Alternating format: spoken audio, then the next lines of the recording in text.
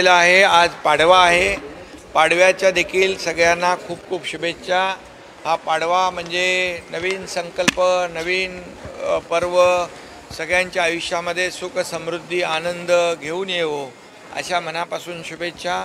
सगळ्यांना शुभेच्छा। तमाम महाराष्ट्रातल्या लाडक्या बहिणींना, लाडक्या भावांना, लाडक्या ज्येष्ठांना, लाडक्या शेतकऱ्यांना सगळ्यांना शुभेच्छा। बळीराजाचं आलेलं संकट दूर हो आणि त्याच्या आयुष्यात देखील हा पाडवा सुखाचे, आनंदाचे, समृद्धीचे दिवस घेऊन येवो। भाऊबीजेच्या वाढ बघत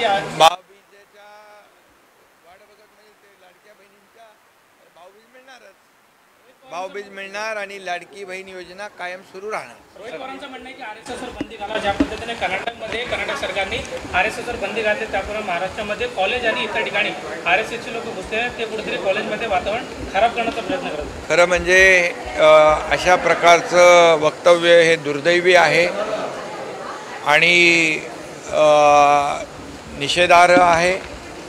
याची निंदा निषेध करावा तेवढा कमी आहे, कारण आरएसएस राष्ट्रीय स्वयंसेवक संघ हा एक कडवट देशभक्त, राष्ट्रभक्त ही संघटना आहे आणि कधी जेव्हा आपत्ती संकट येतं त्यावेळेस आरएसएस ही संघटना धावून जाते आणि प्रखर राष्ट्रभक्त आणि देशभक्ती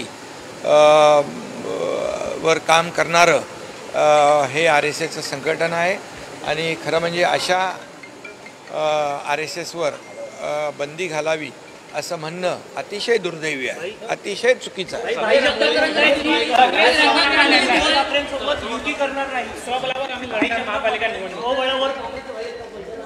आता लोकशाहीमध्ये प्रत्येकाला अधिकार असतो आणि लोकशाहीमध्ये प्रत्येक पक्ष आपापला निर्णय घेत असतो, त्यामुळे त्यांचा तो निर्णय असेल।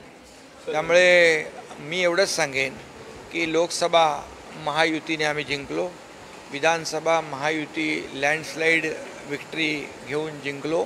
आता स्थानिक स्वराज्य संस्था देखील मध्ये महायुतीचाच भगवा डौलाने फडकेल।